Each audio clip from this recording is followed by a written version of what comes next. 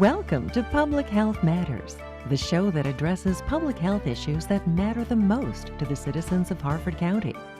Real issues, real people, and the information you need to know.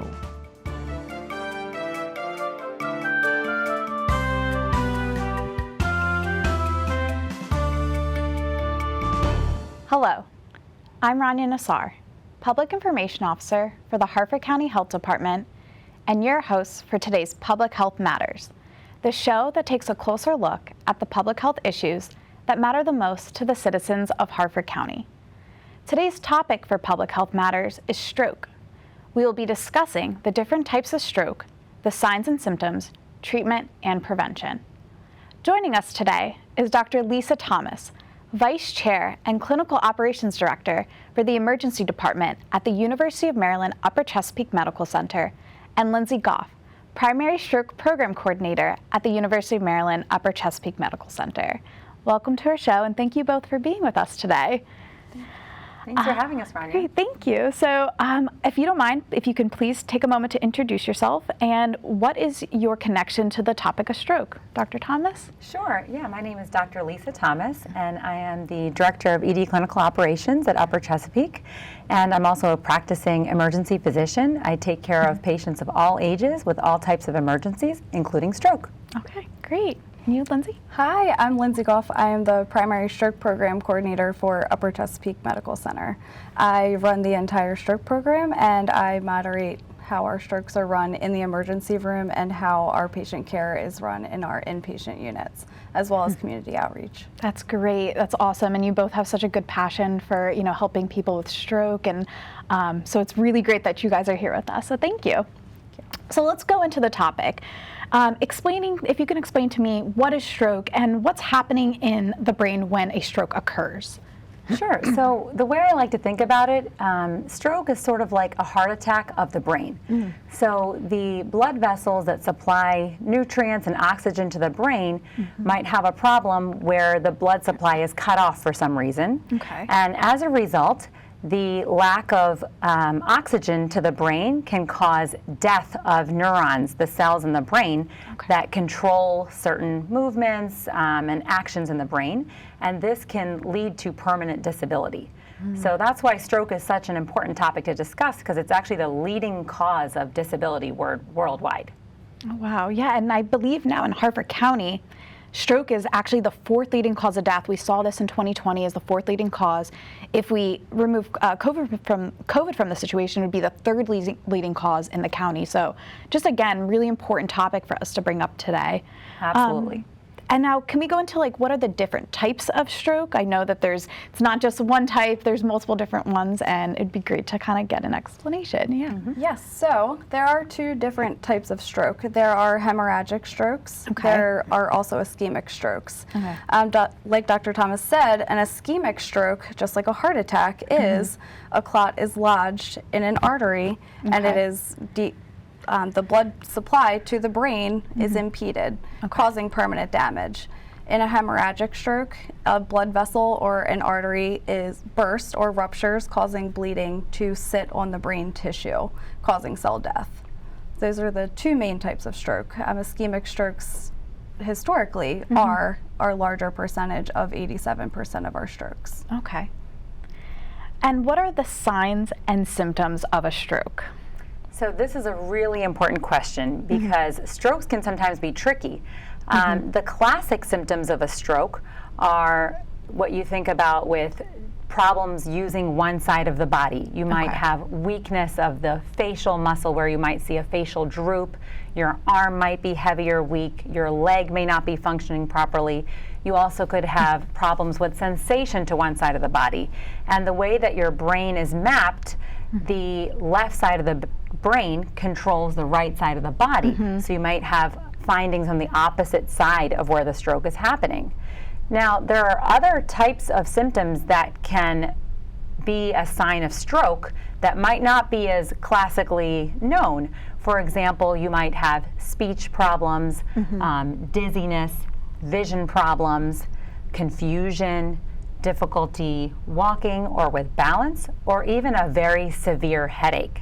So it's really important to understand that stroke can come in a variety of ways. Yeah, and we don't want people to kind of play off if they have any of those symptoms too, that, oh, it's just, my head hurts today. So it's good that we're talking about these signs and symptoms so that people can kind of recognize when they're having a stroke. Now, according to the CDC, many common medical conditions, as well as your lifestyle choices, can increase your chances of having a stroke. What are your risk factors of stroke? So there are many risk factors. We look at hypertension. So if your blood pressure, we want your blood pressure controlled. If it's uncontrolled, it can put you at risk for a hemorrhagic stroke. So those blood vessels can rupture, or it can cause a clot being lodged in that vessel. We also look at cholesterol. We try to keep your cholesterol under 100, your bad cholesterol numbers, your LDL. If it is over 100, and we do need it controlled with diet, and if diet isn't working, we do put you on medication. But it is very important, because those two risk factors, uncontrolled diabetes also is a third, and we want all of the risk factors to be controlled so that there are no damage to these vessels that could lead to an ischemic event or a hemorrhagic event. That's really interesting, especially the diabetes, because there's a lot of people who don't even know that they have it. So that's really interesting. And a couple other things to add to that, some lifestyle choices like what we eat, having a higher weight can be an increased risk of stroke, smoking, those kind of things as well. Yeah. I'm sure stress too plays a factor in all of that, as it does with every other medical condition too. Sure. So I know a lot in the media lately, they've been showing a lot of young people having stroke. I know some celebrities too as well. So can young people have stroke? Is this something that we see? Yeah, I think that's a good point to highlight, because the majority of people who do have strokes, about 3/4 of them, are over the age of 65. Okay. But that still leaves about a quarter of patients who suffer from stroke, maybe younger than that, and it can even happen in children. Oh, wow. So, yeah, I think it's good to kind of touch on some of the causes of this. So one is that in the last few years, we're noticing that the same diseases that are happening to older people are affecting younger and younger people. We're seeing young people with obesity, diabetes, high blood pressure, those things. There may also be some lifestyle choices, like using certain drugs like cocaine can increase your risk of stroke. But then there are other diseases that might affect young people and they had no control over it. For example, inherited conditions like clotting disorders. You may have sickle cell disease. There may also be times when you're born with a special heart condition and you may be unaware that you have it, where there's a tiny hole between two chambers in your heart, and that sometimes later on in life can cause a clot to travel from the heart to the brain. And when that happens, you might have a stroke as a young person. Oh, wow. So there are a number of things that, clotting disorders also are another one. People, can go years and years and be asymptomatic but not know they have clotting disorders. That puts them also at risk for having a stroke. Yeah, and then there's also another special condition called an arterial dissection, which is rare but can happen in young people, where the blood vessel in your neck could spontaneously tear or have that problem due to minor trauma, and that could cause a clot to dislodge from that vessel area to the brain. So it's really important that stroke be recognized at all ages. Yeah, sometimes we think, we talk about medical conditions and everybody automatically, especially like people my age, they automatically think, oh, this isn't going to affect me. I'm so young, I'm healthy, but there's so many other things that we need to kind of think of, and we also need to make sure that we're setting ourselves up for a really healthy life moving forward. So absolutely, that's great. So why is it important to recognize a stroke right away? It's very important to recognize the signs and symptoms immediately of stroke, because the damage that's done to those cells in your brain is irreversible.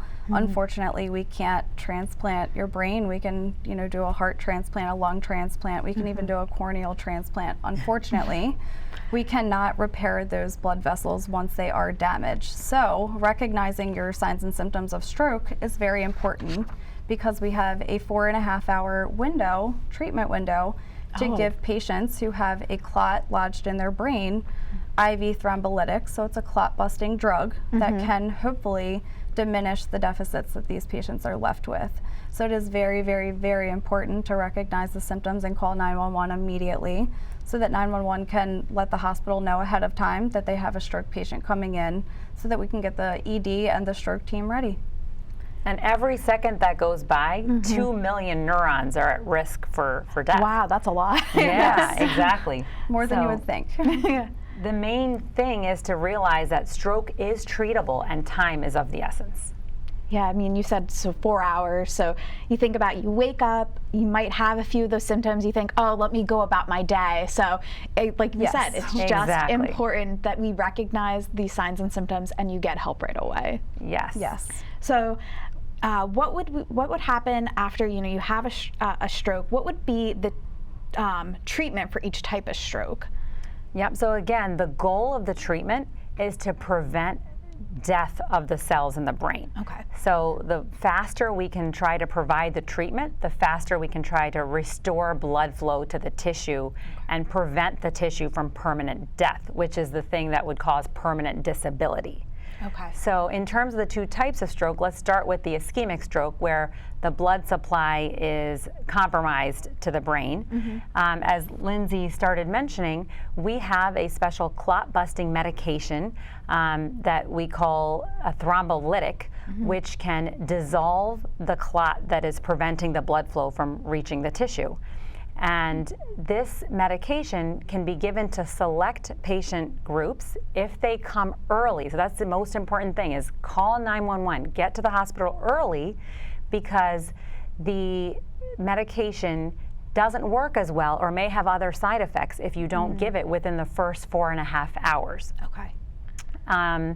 Then beyond that, there's also some other fancier treatments that are available for certain patients who have large vessel strokes or strokes affecting the biggest parts of the arteries leading up to the specific parts of the brain. And they're just like in heart attack, where a catheter can go into the blocked blood vessel of the heart. Stroke care has advanced tremendously in the last decade, and they're doing similar processes with interventions available to certain patients where a catheter can go in and retrieve the clot and try to remove that blockage. And we call that mechanical thrombectomy or endovascular therapy. Okay. And there are certain stroke centers that can do this. So that's why it's very, very important to recognize a stroke early and call 911 so we can get to the hospital that can offer these treatments. Wow, that's, I mean, amazing again how we've just advanced in the past few years. Yes. Yes. So how can we prevent a stroke from happening? So, in order to prevent strokes, you have to modify your risk factors. So, we look at two different types of risk factors. You have your modifiable risk factors and your non-modifiable. Your modifiable risk factors are the things that you can control. We want to control our blood pressure. We want to control our diabetes if you do have it. We want to control your cholesterol. We want to control your diet. We also want to exercise. Those are the things that we can modify to decrease those risk factors for having a stroke.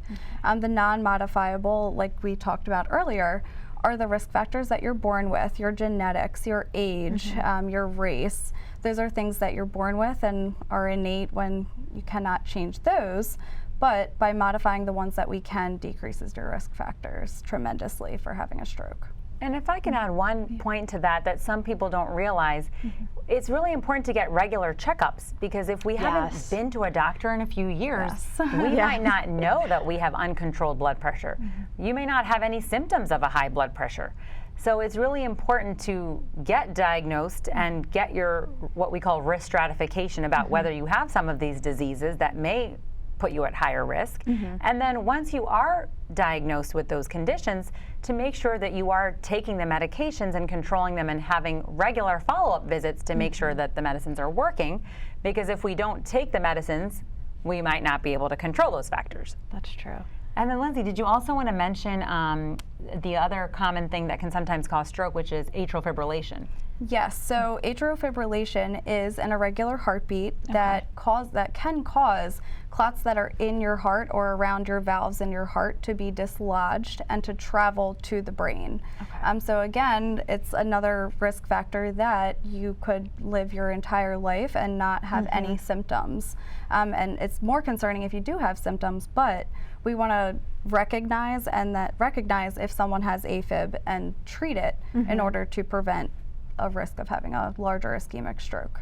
That's good. Yeah, and this is like my plug again for everybody who's watching and listening, that you should be seeing your family doctor, your primary care doctor regularly. Once a year at least. That is like the minimum, unless you have some other medical issues. But I think it's really important that we continue to stress preventive health visits are just so important for everybody. And so let's go into explaining what is Stroke Smart. Stroke Smart is a community outreach initiative. Governor Wes Moore proclaimed Maryland as a Stroke Smart state. This is a community outreach initiative that has also entered into Virginia and DC, Pennsylvania, and other states in the country. It's a community outreach initiative that is we focus on educating the public on your signs and symptoms of stroke and recognizing these symptoms, why it's important to get to the hospital in a timely manner, why it's important to get treatment in that treatment window. We want the public to, again, see their primary care doctors and know about their health and understand what stroke is so that they can get the treatment that they, are able to get. That's great. Are there disparities that exist in stroke patients?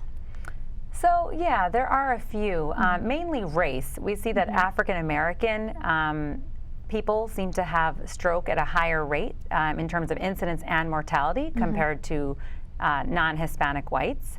And it seems that Black men are more likely to die from stroke, and Black women are more likely to have a stroke.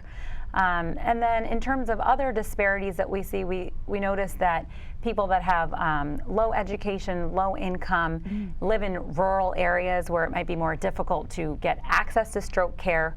We see that there are some disparities in those groups. Interesting. Now, is there a connection between stroke and pregnancy? Okay, so I don't really want to freak pregnant women out because strokes in pregnancy are still quite rare, but there is some small increased risk compared to not being pregnant. Okay. And that tends to happen in the third trimester and in the postpartum phase, meaning the few weeks right after you give birth. And researchers are still trying to study why that is, but there may be the hormone changes, there is some increased risk for clotting during that period. So it is important, if you are pregnant and have any signs or symptoms of stroke, that you do, again, call 911 and get help immediately. That's interesting. And now I know we touched on this earlier in the show, but again, can we talk about what health conditions increase the risk of stroke? There are many health conditions that increase the risk of stroke, like we talked about. You look at all of the genetic causes that can increase your risk of stroke, but we look at, again, atrial fibrillation and irregular heartbeat, uncontrolled diabetes, uncontrolled blood pressure, high cholesterol. Those are the thing, and obesity and smoking. These are all things and health conditions and factors that can increase that risk of having a stroke. And it might seem like we're repeating ourselves, but it is one of these really sudden life-altering things. And you might think, oh, I'm not going to be that person with a stroke. But then it suddenly happens, and there you are. And you might rewind your life and think, well, what could I have done to prevent that, right? So it's really important to be educated on those things. And like any other, stroke is unlike any other condition because the deficits that you experience with a stroke are lasting and are permanent as opposed to other conditions such as a heart attack. So that's why we stress controlling your risk factors. Yeah, I think, again, it's just important to continue to mention it and say it. I know we have to keep repeating, and then eventually you get it into your head too that, okay, this is what I need to do, this is what's happening. Right. And the consequences of loss of independence, income, ability to work, all those things. Yeah. What should you do if you think someone is having a stroke? Okay, so the most important thing, right, Lindsay, is calling 911. And I want to clarify that in that there are advantages to coming by an ambulance if you're having stroke symptoms, because the care for stroke starts right then and there. So if you are driving by a private vehicle, you might miss out on some of the opportunities to get the treatment as fast as possible. When you call an ambulance, the ambulance is triaging you to the appropriate facility that is capable of caring for stroke, and they're notifying the hospital in advance so people like myself and Lindsay, who are part of the stroke team, can get ready to receive the patient. And then when they come in, we're able to rush them to the CAT scan machine so we can immediately get imaging of the brain to find out which type of stroke it is. That's really important. So we need to remind people again, if you are having signs and symptoms, to call 911 right away. Correct. Yes. And time is brain. Time is Yes. brain. I love that. Yes.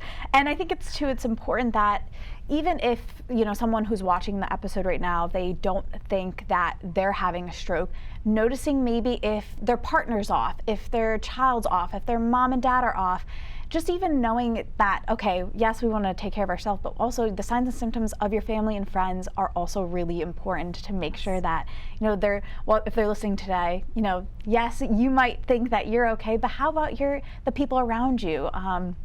I think it's really important, and that they are also a huge advocate helping call 911, making sure that they are also, going to their primary care doctor, seeing their doctor at least once a year. I think that's really important too.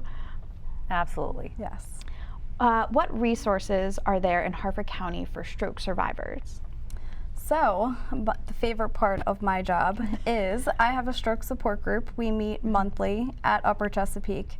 It is the second Wednesday of every month from 10:30 until 12 in the Lyle Sheldon Conference Room. It's our main conference room at Upper Chesapeake. This is a great group of patients that have suffered strokes at multiple different times. So this is our opportunity for them to meet each other and coach each other and to teach me what patients need.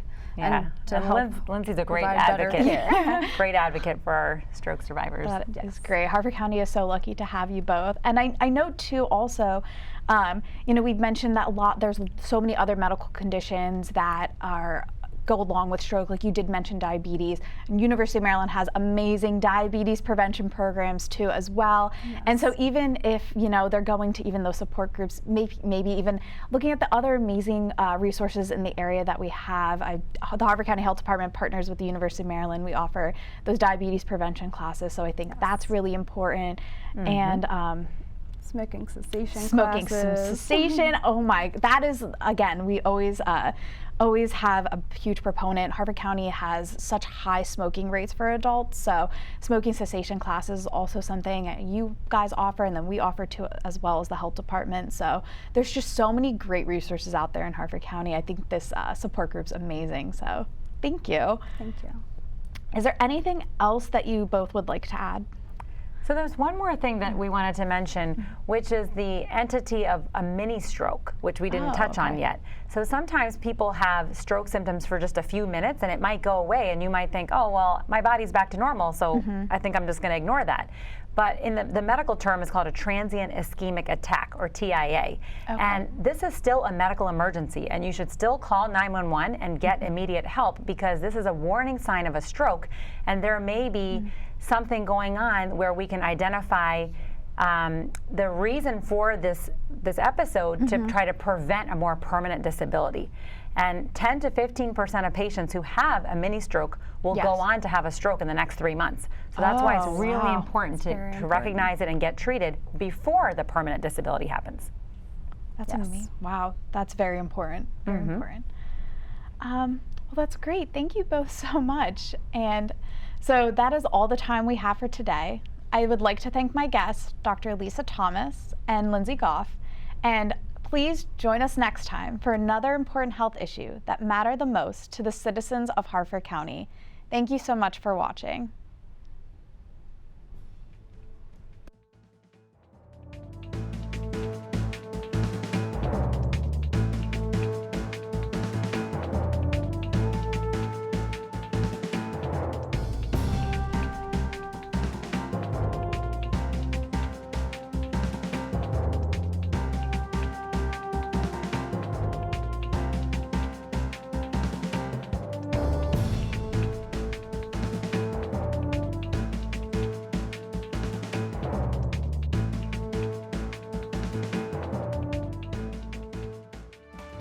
You've been watching Public Health Matters, brought to you by Harford TV. Watch what matters.